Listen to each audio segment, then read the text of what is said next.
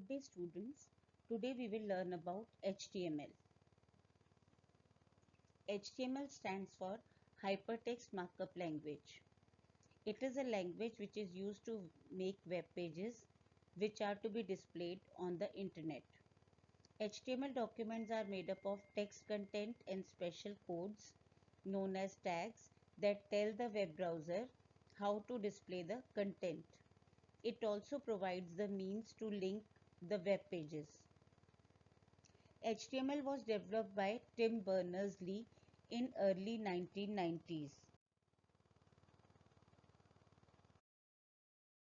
Now we will try to understand the difference between a markup language and a programming language. As I've told you that HTML is a markup language and not a programming language. A programming language tells the compiler what is to be done.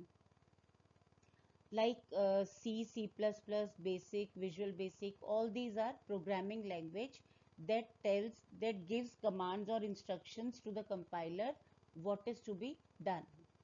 While a markup language is a language that tells the browser how the text is to be displayed in a web page, how to format a web page.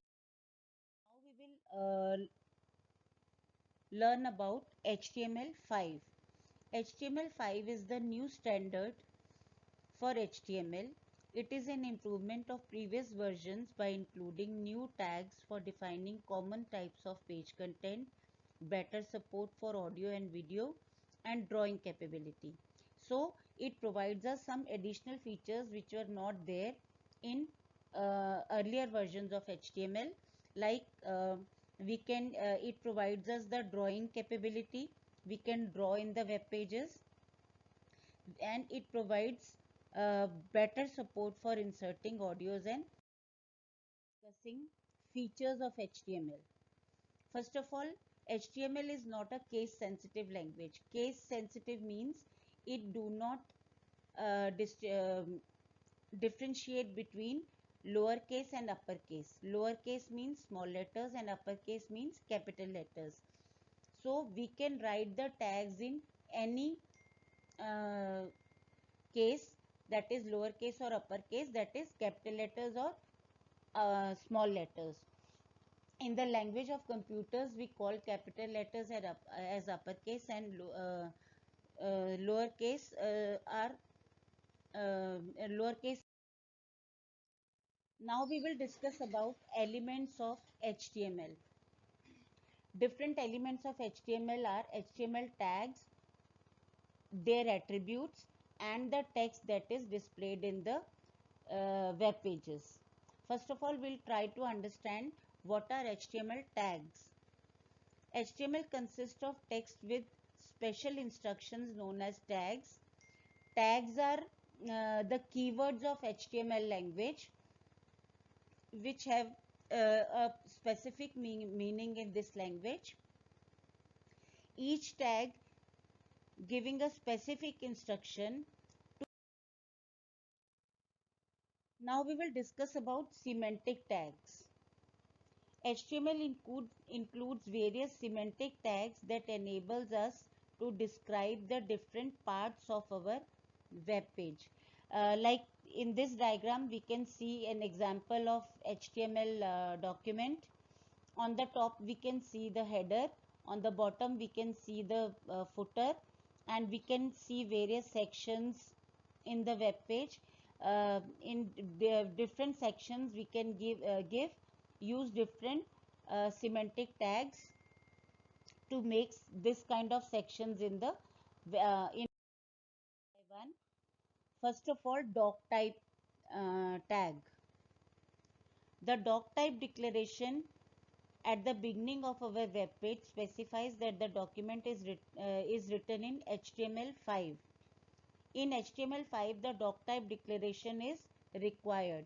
In earlier versions of HTML, doc type tag was optional. It was not compulsory to be given, but in HTML5, it is required to be given in the beginning of the HTML document, so that the browser can know that this is an HTML document, and this aside tag.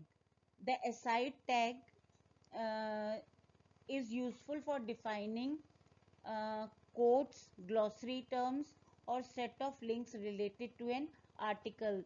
Like we can see in the previous example that whatever information we want to give at one side of the web page, it can be given using aside tag.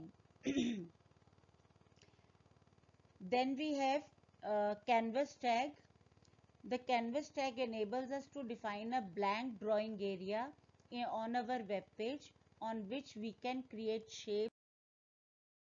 Now, this is an example of a web page that has been created using HTML.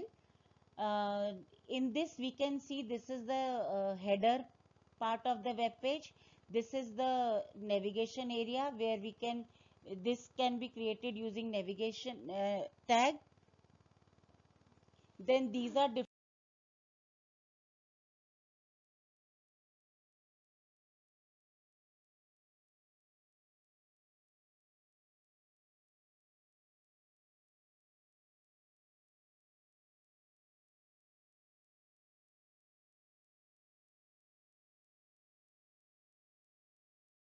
sections in the web page.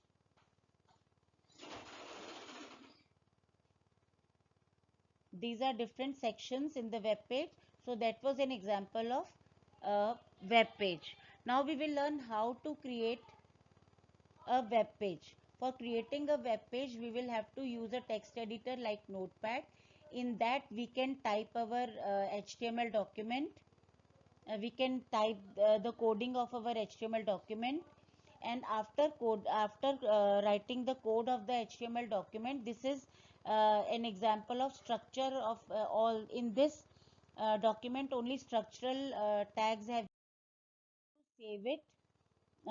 Here we can select the location where we want to save our HTML document, and then we can give any name to our HTML document.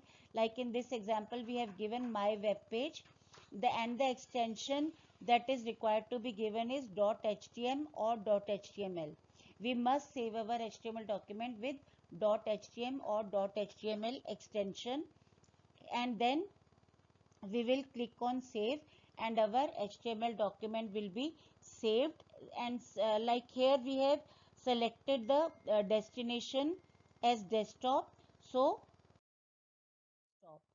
now when we save our document on desktop, then it will appear with our default browser, with the icon of our default browser.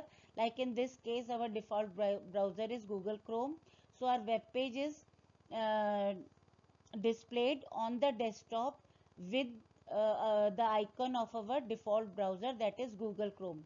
When we click on this link, then this our web page is open,